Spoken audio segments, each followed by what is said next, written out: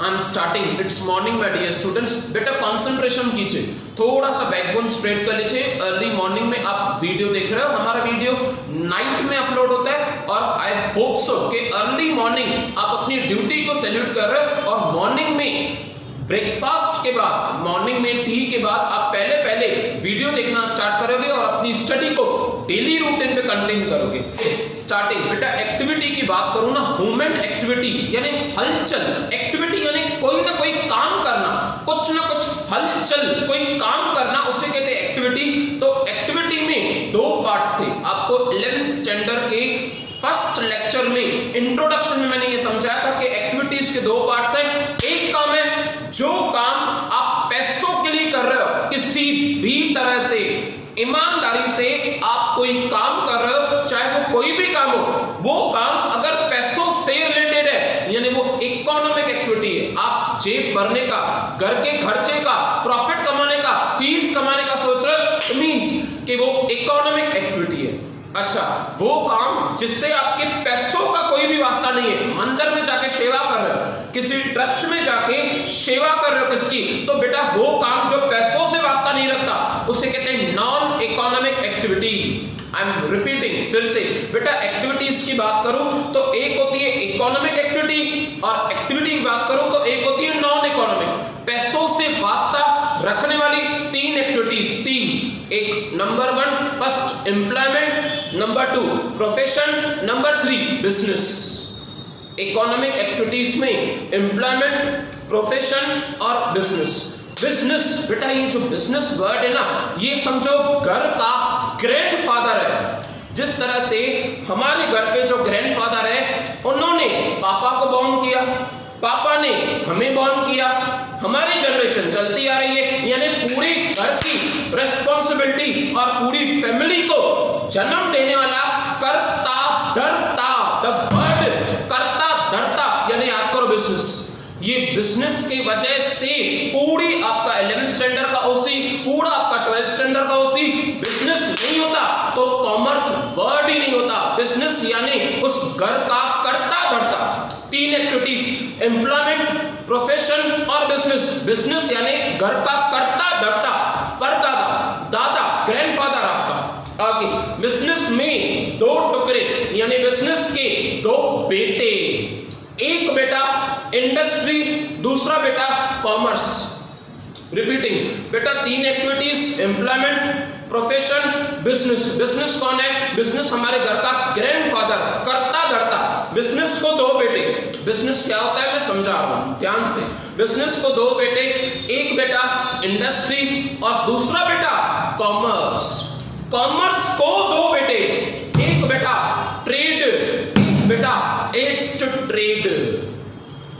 Commerce को दो बेटे, एक ट्रेड और एक aids to trade. What do you mean by commerce and trade? आज का क्वेश्चन आपका ये है कि कॉमर्स क्या होता है और ट्रेड क्या होता है। देखिए, आपको कंप्लीटली पहले मैंने चार्ट के थ्रू समझाया था और फैक्ट बताऊं, जो बिजनेस का फर्स्ट बेटा था ना इंडस्ट्री, इंडस्ट्री के तीन बेटे थे, कल क्लियर किया था। धरती माँ के तीन बेटे, primary sector, secondary sector, tertiary sector. Industry के बाद फिर आएगा आपका एक्टिविटी यानी फिर आएगा आपका कॉमर्स। कॉमर्स के दो बेटे, एक ट्रेड और एक एड्स टू ट्रेड। देखिए स्टार्ट कर रहा हूं मैं आपका क्वेश्चन। डायग्राम के थ्रू समझाना बहुत जरूरी था बेटा। डायग्राम के थ्रू समझाना सिर्फ इतना ही नहीं, यहां तक कि आपके सामने स्क्रीन पे डायग्राम होगा और आपको घर पे ये रिटन प्रैक्टिस करना होगा। डायग्राम में और भी पार्ट्स हैं। डायग्राम में aids to trade, auxiliaries to trade और भी है, पर मैं वो समझाना प्रेफर नहीं कर रहा हूं। क्यों? क्योंकि क्वेश्चन नहीं है अभी तक। जैसे वो क्वेश्चन आ जाएगा वहां पे वो समझा लूंगा। पहले मैं फोकस कर दूं कि बेटा कॉमर्स यानी क्या होता है और ट्रेड यानी क्या होता है, जैसे आपका कॉन्सेप्ट क्लियर हो जाए। देखो स्टार्टिंग कर रहा हूं मैं। Commerce, commerce is the part of the business. दादा का एक घर का हिस्सा है commerce. Is the part of the business which is connected, concerned with the distribution of goods and services. Commerce यानी बनी बनाई चीज को डिस्ट्रीब्यूट करो, और कैसे करोगे वो कॉमर्स में सिखाया जाएगा। By the industry, it includes all those activities which are essential for maintaining and uninterpreted घंटे फ्लो ऑफ द गुड्स, बिना किसी तकलीफ के एक गुड्स दूसरे दुकान पे जा रहे हैं, दूसरी दुकान से तीसरी दुकान पे जा रहे हैं, फैक्ट्री से लेके शॉप पे, शॉप से लेके कस्टमर तक। तो कैसे ये कैसे हो रहा है, ये कॉमर्स हमें बता रहा है। कॉमर्स ने हमें बताया ट्रेड और एड्स टू ट्रेड, और एड्स टू ट्रेड यानी कि ट्रांसपोर्ट की हेल्प से सारे गुड्स फ्लो हो रहे हैं। आगे commerce fill the gap, bridge, bridge word लिखा हुआ है, ब्रिज यानी fills the gap between the producers and consumers. आप खुद सोचो ना बेटा, आप फ्रैंकली स्पीकिंग देखो ना, प्रोड्यूसर डोमिनोज, आपने ऑर्डर किया है पिज्जा डोमिनोज के लिए, आप घर पे बैठे हो, पिज्जा 15 मिनट दूर है, मार्क माय वर्ड्स, आप घर पे बैठे हो पिज्जा खाने के लिए और पिज्जा का स्टोर 15 मिनट दूर है, 20 मिनट दूर है, तो कैसे आपको घर पे पिज्जा कैसे आएगा? With the help of the transport. और ट्रांसपोर्ट एक हिस्सा है किसका? कॉमर्स का और एड्स टू ट्रेड का। यानी बिजनेस यानी क्या? पिज्जा बनाना, प्रोडक्शन करना, तो पिज्जा को डिस्ट्रीब्यूट करना यानी क्या? कॉमर्स। उसमें एड्स टू ट्रेड, एड्स यानी कि हेल्प, हेल्प टू ट्रेड यानी कि ट्रांसपोर्ट। ट्रांसपोर्ट नहीं होता तो पिज्जा नहीं आ पाता, पिज्जा नहीं आ पाता तो आप खा नहीं पाते। देखो स्टार्ट कर रहा हूं आगे, फिर से रीड कर रहा हूं, अच्छे से समझा रहा हूं। Commerce fill the gap between the producers and consumers. Domino's producer है, पिज्जा बनाता है, कंज्यूमर आप घर पे बैठ के खा रहे हो। For the exchange of goods and services, आगे या तो फॉर मनी और money is worth, money is worth यानी पैसे नहीं है तो पैसों जितनी कोई कीमती चीज उसे कहते हैं money is worth, gold, silver etcetera. Commerce is further divided in the trade और एड्स टू ट्रेड। ऑक्सिलरीज को या एड्स टू को, बेटा aids to trade, auxiliaries to trade यानी हेल्प टू ट्रेड, वो चीजें जो मदद करती है ट्रेड करने में उन्हें कहा जाता है ऑक्सिलरी टू ट्रेड या हेल्प टू ट्रेड। आगे अब फाइनली ट्रेड यानी क्या? देखो नंबर 1 ट्रेड यानी क्या? एक एग्जांपल बेस्ट, आप अज्यूम करो कि आपको क्लासेस के लिए और कॉलेज के लिए, क्लासेस के लिए अलग, कॉलेज के लिए अलग रजिस्टर्स चाहिए। बेटा मैं रिटेलर हूँ, मैं स्टेशनरी शॉप चला रहा हूँ और आप एज अ स्टूडेंट मेरे पास आ रहे हो रजिस्टर्स परचेस करने के लिए। आपने मुझे कहा कि सर हमें रजिस्टर्स चाहिए, 4 रजिस्टर्स क्लासेस के लिए, 4 रजिस्टर्स कॉलेज के लिए। ध्यान से, हाँ ट्रेड क्या होता है? ट्रेड, ट्रेड यानी क्या? 4 रजिस्टर्स आपको कॉलेज के लिए चाहिए, 4 रजिस्टर्स आपको क्लासेस के लिए चाहिए। मैंने आपको 8 रजिस्टर्स दिए, 8 टोटली, और आपने अपने पर्स में से निकाल के मुझे ऑन द स्पॉट पैसे दिए। मुझे सिंपली बताओ, सिंपली बेटा जो आप रजिस्टर्स लेके गए थे ना, वो रजिस्टर्स क्लासमेट के, क्लासमेट ब्रांडेड कंपनी। ये रजिस्टर्स क्या मैंने घर पे बनाए? नहीं, मुझे तो रजिस्टर्स बनाने ही नहीं आते। ये रजिस्टर्स मैंने किसी बड़े शॉप से द वर्ल्ड भरे, यानी जिसके पास स्टॉक भरा होगा, और जिसके पास स्टॉक बहुत भरा होता है उसे कहते हैं होलसेलर। मैंने होलसेलर से खरीदे और आपको बेचे, मैंने खरीदे और आपको बेचे, यानी इन बिटवीन मैं क्या कर रहा हूं? मैं लेन और देन कर रहा हूं। इट मींस मैं ट्रेड कर रहा हूं। फिर से ट्रेड यानी क्या बेटा? ट्रेड यानी आप गुड्स की प्रोडक्शन नहीं कर, आप गुड्स की डिस्ट्रीब्यूशन कर, आप in between as a agent हो, आप in between as a wholesaler हो, आप in between as a retailer जो कस्टमर्स को बेचता है वो। क्लियर हुआ बेटा? मैंने क्लासमेट के रजिस्टर्स खुद नहीं खरीदे, मैंने होलसेलर से खरीदे। होलसेलर के बीच में और कस्टमर के बीच में मैं एज अ रिटेलर हूं। तो मैं रिटेलर कौन हूं? मैं रिटेलर एक बिजनेस कर रहा हूं, और वो बिजनेस एक ट्रेडिंग है, लेन और देन।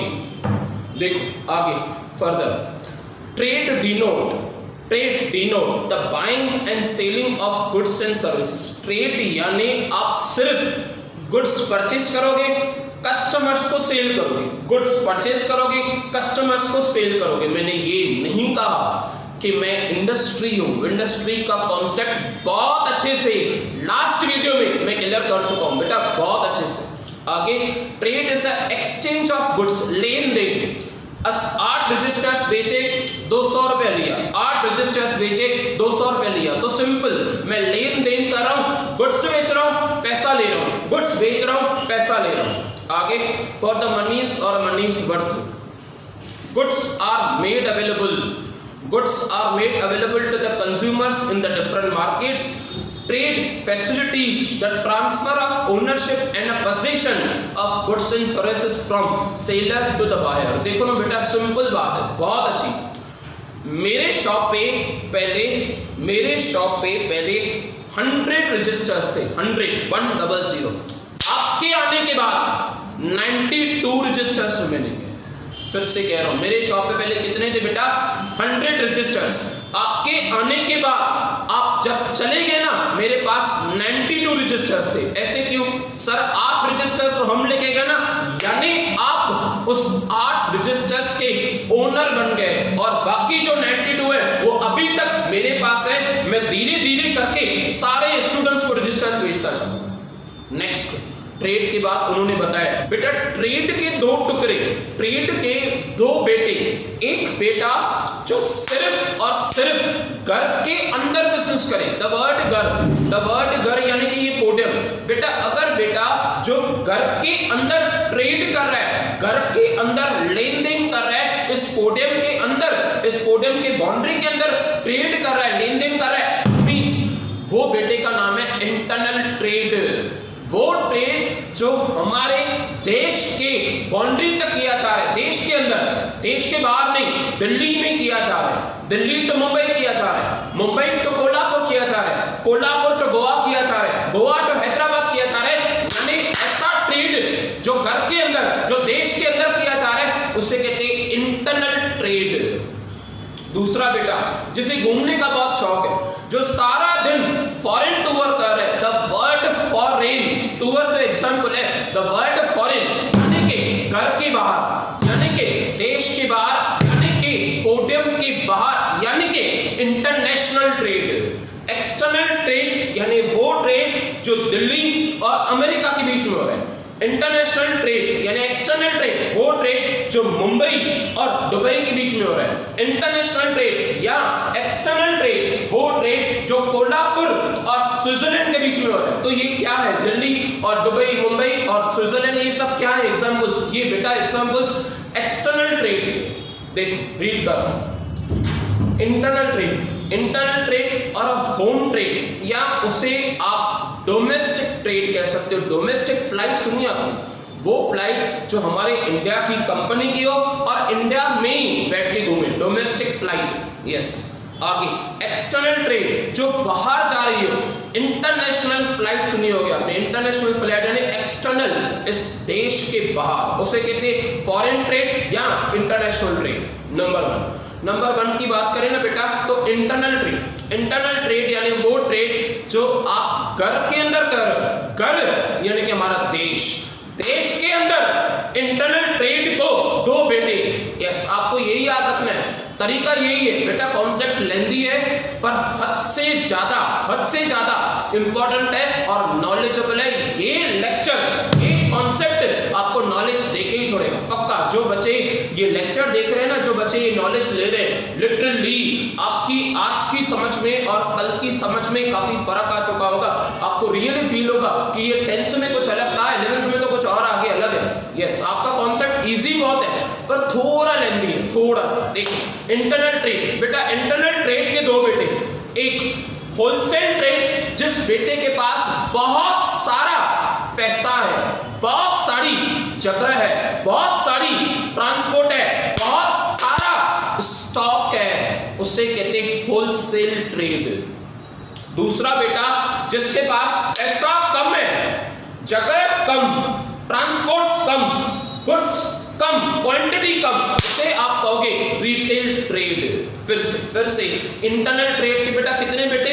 2। मोस्टली सबको 2 ही बेटे हैं, सिंपली पूरी जनरेशन में 2 बेटे ही हैं। सिंपली एक इंटरनल ट्रेड को 2 बेटे। एक बेटा बहुत अमीर है, पैसे बहुत, यानी कि बिजनेस में लगाने के लिए पैसे बहुत, जगह बहुत, पूरे के पूरे बड़े वेयर हाउसेस यानी कि गोडाउन, गुड्स बहुत यानी कि पूरा स्टॉक बहुत बड़ा पड़ा है, और उसके साथ ट्रांसपोर्ट, अपनी ट्रक्स भी बहुत, जो पूरी मार्केट में एक जगह पे सेल कर रहे हैं, एक जगह पे डिलीवर कर रहे हैं। अच्छा, इंटरनल ट्रेड में उसे कहते हैं रिटेल, लोकल टू लोकल, इधर किराना स्टोर रिटेल, इधर जनरल स्टोर रिटेल, इधर पटेल लो प्राइस रिटेल। देखो छोटा बेटा यानी कि वो बेटा जिसके पास पैसे कम है, यानी बिजनेस के लिए पैसे कम है, गुड्स कम है यानी एक शॉप है, जगह कम सिंपल छोटा सा शॉप, ट्रांसपोर्ट ना के बराबर, इसे कहोगे रिटेल ट्रेड। देखो मैं रिटेल ट्रेड और होलसेल ट्रेड डिटेल में रीड कर रहा हूं। नंबर 1 वो बेटा जो रिच है बहुत, जिसके पास बहुत सारे पैसे। Wholesale trade it involves buying in a large quantity from the manufacturers, यानी अगर बड़ा बेटा मधुर कंपनी की शुगर परचेस कर रहा है, कि एग्जांपल क्लियर होगा कि मधुर कंपनी की शुगर हमने सुनी हुई 4 बार 10 बार सुनी है।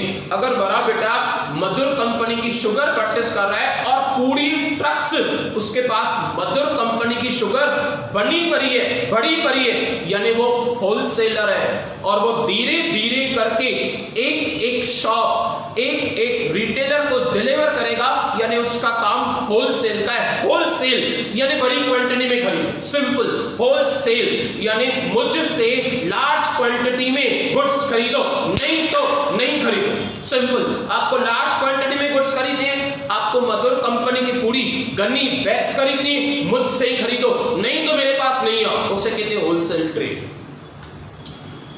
It involves in the large quantity from purchases or manufacturers in the seeing the small lots to the retailers for resale to the consumers। ये जो बड़ी बड़ी क्वांटिटी हैं, बड़ी बड़ी ट्रक्स हैं, ये कहाँ करेगा बेटा? ये होलसेलर, ये बड़ा अमीर बेटा हर दुकान पे जाके रिटेलर को 20-20 किलो, 20-20 किलो, 50-50 किलो, 10-10 किलो जाके केजीज में जाके शुगर सेल करेगा। और वो शुगर आप और हम, आप और मैं, आप और हम क्या है बेटा? कंज्यूमर्स, गुड्स को कंज्यूम करेंगे, खाएंगे, चाय में मिलाएंगे और शुगर को कंज्यूम करेंगे।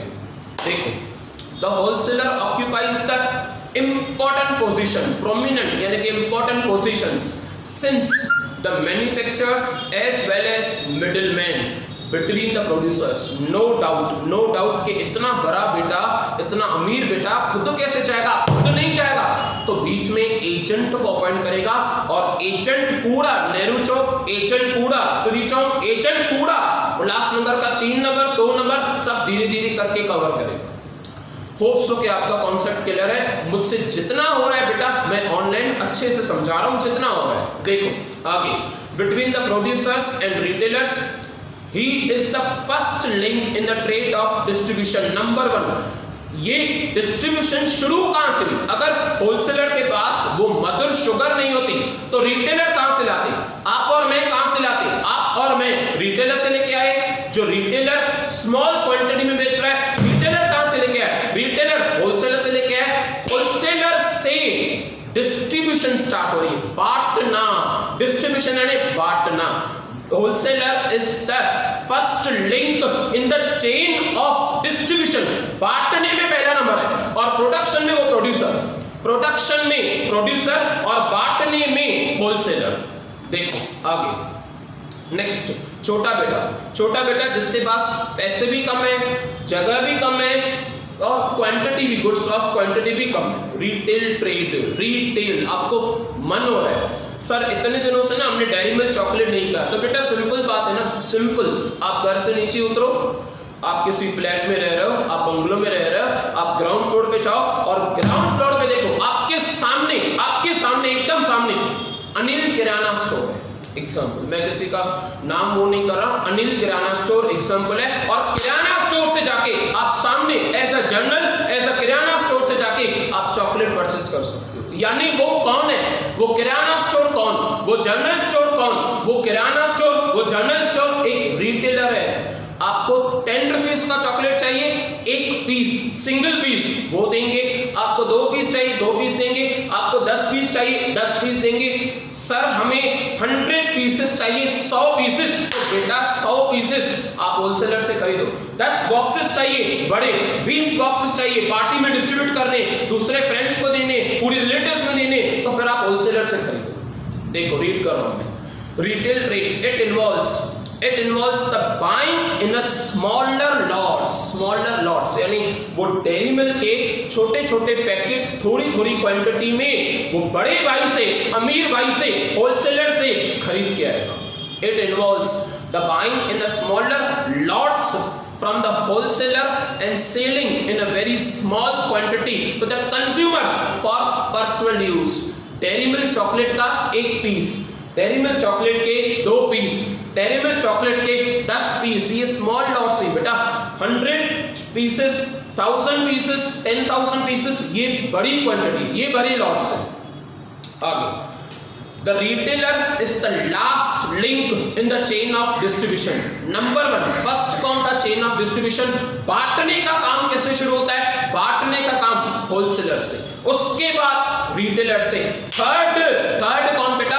थर्ड चीजें खाएगा कौन? द वर्ड खाएगा, consumer. First wholesaler for distribution, second retailer for distribution, third consumer for consumption, direct खाना. देख आगे लिखा हुआ clearly, the retailer is the last link in the chain of distribution. He established a link between the wholesaler and the consumers. मैंने पहले ही आपको कहा था कि मैं 8 रजिस्टर सेल कर रहा हूं, तो जो 8 रजिस्टर परचेस कर रहा है और जिसके पास क्वांटिटी रजिस्टर्स की बहुत है, होलसेलर और रिटेलर के बीच में मैं हूं, यानी मैं रिटेल होलसेलर और कस्टमर के बीच में, कंज्यूमर के बीच में मैं हूं, यानी कि मैं रिटेलर हूं. लिखा हुआ वही. It link between the wholesaler and consumers. There are the different types of the retailer as well as the large scale, small scale include hawkers जो हाथ गाड़ी चलाते, peddlers जो चीजें शोल्डर पे उठाते, general shops, simple general shops वाले, kirana store, general stores. Retailers generally operate in the local market. Retailers वो शहर के मार्केट में, retailers वो टाउन के मार्केट में ही होते हैं. आगे नेक्स्ट देखो बेटा, हर चीज की ना लिमिट होती है, हर चीज की. अगर लिमिट के बाहर जाओगे, देश के दायरे के बाहर जाओगे, तो उसे कहा जाएगा एक्सटर्नल. बाहर चले गया, दायरे के बाहर, एक्सटर्नल ट्रेड. वो ट्रेड जो मुंबई और दुबई के बीच में, दुबई कहां पे बताओ? दुबई इंडिया में तो नहीं है डेफिनेटली, तो इंडिया के बाहर है, यानी मुंबई और दुबई ट्रेड कर रहे हैं आपस में, तो वो इंटरनेशनल ट्रेड हुआ. सिंपल. दिल्ली और स्विट्जरलैंड ट्रेड कर रहे हैं, यानी वो इंटरनेशनल ट्रेड हुआ. इंडिया और चाइना ट्रेड कर रहे हैं, तो वो इंटरनेशनल ट्रेड हुआ, क्योंकि इंडिया चाइना इंटरनेशनल, बाहर से गुड्स आ रहे हैं या बाहर जा रहे हैं, गुड्स आ रहे हैं या जा रहे हैं. आने को इंपोर्ट कहो, आने को इम कहो, जाने को आउट कहो. फिर से, आने को इंपोर्ट कहो, जाने को एक्सपोर्ट कहो. आना इंपोर्ट, जाना एक्सपोर्ट. फिर से, गुड्स खरीद के आना इंपोर्ट, गुड्स बाहर बेचना एक्सपोर्ट. देखो, export trade, when the trader of a home country, home हमारा देश इंडिया जहां पे हम रह रहे हैं, when the trader of a home country sell the goods to the another country, goods बेच रहा हूं, आने को इंपोर्ट का, ये इंपोर्ट नहीं है, जाने को ये गुड्स जा रहे हैं, तो उसे एक्सपोर्ट कहो. Goods sell to the another country, it is called export. For example, a trader of Mumbai sells the goods to the trader of China. जो मुंबई की गुड्स हैं वो चाइना बेचे जा रहे हैं, जो मुंबई की गुड्स हैं वो दुबई बेचे जा रहे हैं, जो मुंबई के गुड्स हैं वो हांगकांग बेचे जा रहे हैं. तो फिर आप जाना यानी कि एक्सपोर्ट ट्रेड करो. नेक्स्ट, आना यानी कि इंपोर्ट. याद करना बेटा, इस सर ने हमें बाकायदे फिट कर दिया है. स्क्रू कैसे टाइट किया जाता है, सर ने ये स्क्रू एकदम फिट कर दिया है. आना इम, जाना एक्स, आना इम, जाना एक्स. एक्स यानी एक्सपोर्ट बेटा, एक्स यानी एक्सपोर्ट. देखो, when the trader of a home country obtains or purchase goods from another country, हम बाहर से ओनियंस इंपोर्ट कर रहे हैं, बाहर से ओनियंस खरीदे और देश में ओनियंस बांटे, यानी हमने ओनियंस को इंपोर्ट किया. अंदर आए ओनियंस, बाउंड्री से अंदर आए. फ्रॉम द अनदर कंट्री और a foreign country, it is called import trade. Trade of Delhi purchase, trade यानी trader of Delhi purchase the goods from the trader of England. England बाहर, दिल्ली अंदर, इंग्लैंड बाहर, दिल्ली अंदर, तो उसे उस लेन देन को क्या कहा जाएगा? अगर आप गुड्स बाहर से खरीद रहे हो, इंपोर्ट कहा जाएगा उसे। Last but not the least, entrepot trade. Entrepot trade यानी क्या होता है? ये देखो बेटा, ध्यान से सुनना। अमेरिका में डायमंड्स के लोग बहुत सारे, यानी वो लोग जो डायमंड्स को प्रेफर करें, डायमंड्स के बहुत सारे शौकीन लोग, शॉपी होल लोग, यानी शॉपी होल यानी वो शौकीन लोग जो डायमंड्स परचेज करना चाहिए। अच्छा, डायमंड्स खरीदेंगे बेटा, सबसे बेस्ट में बेस्ट रियल क्वालिटी के डायमंड साउथ अफ्रीका की जो जमीनें है ना, उनसे एक्सट्रैक्ट, हमने ये वर्ड पढ़ा है, टेक्स आउट, उन जमीनों को डिगिंग किया जाएगा, खोदा जाएगा और डायमंड्स हीरे बाहर निकाले जाएंगे। ध्यान से देखना। इंडिया में एक आदमी है, एग्जाम्पल मिस्टर मेहता, एग्जाम्पल बेटा, मिस्टर मेहता ने साउथ अफ्रीका से डायमंड्स परचेज किए। साउथ अफ्रीका में डायमंड्स प्योरली खान है पूरी, खान और कहते हैं जैसे डायमंड्स और आयरन और खान है पूरी, वहां पे उस खान में से डायमंड्स खरीदे उसने। किसने? मिस्टर मेहता ने। मिस्टर मेहता कहां पे रहता है? इंडिया का सिटीजन है। डायमंड्स किससे खरीद रहा है? साउथ अफ्रीका से। डायमंड्स खरीदे, उन्हें पॉलिशिंग की, अच्छे से पैकिंग की, फिनिशिंग दी और ये डायमंड्स अमेरिका को बेचे। आई एम रिपीटिंग, डायमंड्स खरीदे कहां से? साउथ अफ्रीका से। खुद क्या किया? प्रोसेसिंग किया, शेप दिया, फिनिशिंग दिया, पॉलिशिंग की, अच्छे से पैक किया और बेचा किसको? अमेरिका को। उससे कहा जाएगा इंटरपोर्ट। डायमंड्स खरीद रहे हो साउथ अफ्रीका से, खुद प्रोसेसिंग कर रहे, फिनिशिंग कर रहे, पैकिंग कर रहे, मेड इन इंडिया बना रहे और उसके बाद सीधा आप क्या कर रहे बेटा? आप डायमंड्स को सीधा एक्सपोर्ट कर रहे, किसको? अमेरिका को। उसे कहा जाता है इंटरपोर्ट। देखो, when the goods are imported from one country, then re-exported to after some processing, re-exported to some other country. Mister Mehta ने भी तो यही किया ना बेटा। मिस्टर मेहता ने डायमंड्स खरीदे कहां से? साउथ अफ्रीका से, लिखा हुआ इंपोर्ट फ्रॉम वन कंट्री, री-एक्सपोर्टेड, उसे वापस बेचे कहां पे? अमेरिका में। आफ्टर सम प्रोसेसिंग, शेप देने के बाद, फिनिशिंग करने के बाद, पैकिंग करने के बाद, लेबलिंग लगाने के बाद, प्राइस लगाने के बाद, उसके बाद वापस किसको सेल की? वापस अमेरिका को। उससे कहा जाएगा इंटरपोर्ट ट्रेड। देखो, it is called entrepot trade और it can be called as re export, वापस एक्सपोर्ट करना, और imports in brief. For example लिखा हुआ है, आप उसे पढ़ सकते हो। बिफोर कंप्लीटिंग द लेक्चर मैं एक बार रिवीजन करा दूं बेटा, एक बार रिवीजन देखो ना। हमारा क्वेश्चन क्या था? हमारा क्वेश्चन था what is trade and commerce, explain the different types of the trade. Trade की अगर बात करें ना तो बेटा, ट्रेड में दो बेटे, एक इंटरनल ट्रेड और एक एक्सटर्नल ट्रेड। इंटरनल ट्रेड में दो बेटे, एक वो बेटा जो घर के अंदर बिजनेस कर रहा है, घर के अंदर इंटरनल ट्रेड। एक्सटर्नल ट्रेड में बाहर एक्सपोर्ट। लेक्चर की रिवीजन जरूरी है। इट्स माय हम्बल रिक्वेस्ट बेटा, मेरी रिक्वेस्ट है आपसे कि देखो अपनी स्टडीज को ना सीरियस लो। जो इंसान एक पल को भी, एक मोमेंट को भी छोड़ता नहीं है ना, एक पल को, एक मोमेंट को सीरियस लेता है ना, आगे चल के उसे ही फल मिलता है। रिटर्न्स उसके पास ही आएंगे, दुनिया उसके कदम छुएगी, नाम सिर्फ उसका होगा। और जिसने एक पल भी गवा दिया ना, उसे गवाने की हैबिट हो जाएगी और वो हर बात को लीनन लेगा, दुनिया उससे दूर चली जाएगी, उसका नाम भी नहीं होगा, वो पैसे भी नहीं कमा पाएगा, सक्सेस तो उसके नियर बाय भी नहीं होगी। इट्स माय हम्बल रिक्वेस्ट कि एक एक क्वेश्चन को, एक एक लेक्चर को पत्थर पत्थर पे चल के वानर सेना ने 7 समुद्र पार लंका तक पहुंचे थे बेटा। पत्थर पत्थर पे चल के वानर सेना 7 समुद्र पार लंका में पहुंचे थे। पत्थर पत्थर, आपका एक एक क्वेश्चन, आपका एक एक लेक्चर, आपका एक एक चैप्टर 7 समुद्र पार, आपके सारे सेमेस्टर्स, आपकी सारी स्टडी, आपकी सारी ग्रेजुएशन, वो पल भी आएगा। वो पल भी आएगा जब आपको हॉनर किया जाएगा, वो पल भी आएगा जब आपको प्राइजेस दी जाएगी, वो पल भी आएगा जब आप डिग्री ले चुके होंगे और आपको कोई संघर्ष नहीं करना होगा, आपके पास जॉब अवेलेबल होगी। पर वो पत्थर पत्थर का रास्ता काटने के बाद, नहीं तो वो पल नहीं आएगा, काफी आगे तकलीफ होगी। इट्स माय हम्बल रिक्वेस्ट कि आप अपनी स्टडीज को, अपने कैरियर को, अपने फ्यूचर को बहुत अच्छे से serious low. That's sufficient for today. We'll continue again tomorrow.